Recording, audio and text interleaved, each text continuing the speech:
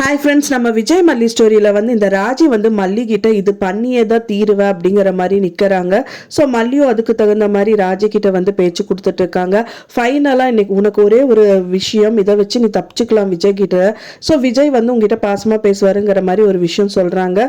So அதுதான் வந்து பார்த்தீங்கன்னா மல்லி வயிற்றில் இருக்கிற குழந்தை விஷயமா வந்து விஜய் கிட்ட சொல்லிடுங்கிற மாதிரி சொல்கிறாங்க.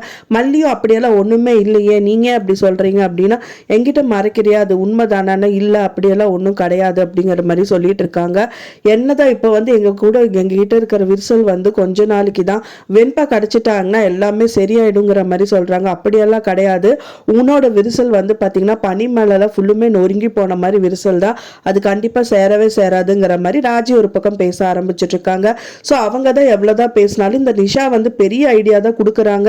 ஸோ இந்த விஷயம் பண்ணிட்டீங்கன்னா ராஜி வந்து மல்லி எப்படியாவது மாட்டி விட்டுலாம் விஜய் கிட்டன்னு சொல்லிட்டு அவங்க ஸ்கேன் ரிப்போர்ட்டை வந்து விஜய் கண் முன்னாடி வைக்க சொல்லிட்டு இருக்காங்க.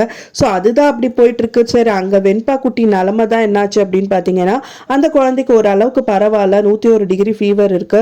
ஸோ எப்படியா காப்பாத்திடலாம் அப்படின்னு சொல்லிட்டு தான் இருக்காங்க. பட் ஆனா வந்து அங்க வந்து பாத்தீங்கன்னா அந்த அவங்களை கடத்திட்டு வந்த வெண்பா கடத்திட்டு வந்த வேலையாட்கள் வந்து பாத்தீங்கன்னா அங்கிருந்து போகவே கூடாதுன்னே ஒரு பர்சன் அங்க உட்கார்ந்துட்டு இருக்காரு.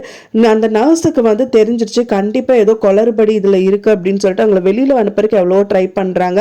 ஸோ அந்த சந்தர்ப்பமும் அமைஞ்சிருக்கு. ஸோ எப்படியே போனதுக்கு அப்புறமா வெண்பா கிட்ட பேச்சு கொடுத்துட்டு இருக்காங்க. ஸோ அந்த பேச்சுல வந்து நீ வெண்பா தானே ஆமான்னு சொல்றாங்க. ஸோ அவங்க ரிலேட்டிவான்னு கேட்கும்போது இல்லை அப்படிங்கிறது மட்டும் சொல்லியிருக்காங்க.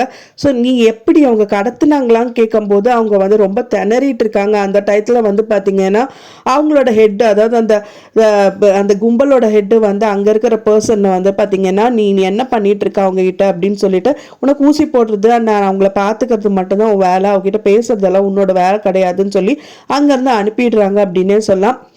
இருந்தாலும் அந்த நர்ஸ்க்கு வந்து வெண்பா மேலே ஒரு டவுட் இருந்துகிட்டே தான் இருக்குது. அந்த குழந்தை வாயில இருந்தே சொல்கிறாங்க அவங்க ரிலேட்டிவ் இல்லை அப்படின்னு சொல்லிட்டு. அப்போ அவங்க அம்மா யார் அப்படின்னு கேட்டிருந்தா கூட பரவாயில்ல, அட்லீஸ்ட் மல்லினாவது சொல்லியிருப்பாங்க. ஸோ அதை வச்சு ஏதாவது நம்ம ட்ரேஸ் பண்ணுறதுக்கு நிறையவே பாசிபிலிட்டி இருக்கும். இல்லாட்டா அந்த யூடியூப் ரிலேட்டடாக சொல்லியிருந்தா கூட அது வச்சு எதாவது சர்ச் பண்ணிக்கலாம். ஸோ அந்த மாதிரி எந்த விஷயமே நடக்கல.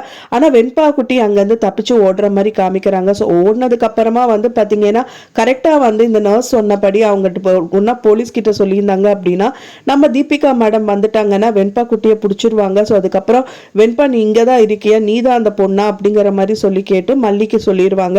ஸோ அந்த மாதிரி தான் ஏதாவது ஒரு விஷயம் நடக்கணும். இல்லைனா வெண்பா குட்டிக்கு ஃபோன் கொடுத்து உன் அம்மாவுக்கு நம்பர் போட்டு நீ கால் பண்ணி பேசுன்னு சொல்லிட்டு சொல்லியிருக்கலாம். ஸோ இன்னொரு சந்தர்ப்பம் அமையணும், அதுக்குள்ள வெண்பா குட்டி ஓடாமல் இருக்கணும். ஸோ ஓடி இருக்காங்கிற மாதிரி எல்லாம் வந்து ப்ரோமோல காமிக்கிறாங்க. ஸோ என்னதான் நடக்க போகுது அப்படிங்கிற மாதிரி தெரியல. ஸோ கூடிய விரைவிலே வந்து பார்த்தீங்கன்னா இந்த மாதிரி ஒரு விஷயம், அதாவது தீபிகா கையில் வெண்பா வந்து கிடைச்சிட்டாங்கன்னா சூப்பராக இருக்கும். வெயிட் பண்ணி பார்க்கலாம் என்ன நடக்குது அப்படின்னு சொல்லிட்டு. நான் சொன்ன இந்த தகவல் உங்களுக்கு பிடிச்சிருந்தா ஃப்ரெண்ட்ஸ் மறக்காமல் லைக் பண்ணுங்கள், ஷேர் பண்ணுங்கள், கமெண்ட் பண்ணுங்கள், சப்ஸ்கிரைப் பண்ணுங்கள். மேலும் இன்னொரு மல்லி சீரியல் அப்டேட்டோட நெக்ஸ்ட் மீட் பண்ணுறேன். தேங்க்ஸ் ஃபார் வாட்சிங் மை வீடியோ ஃப்ரெண்ட்ஸ். நெக்ஸ்ட் வீடியோவில் பார்க்கலாம்.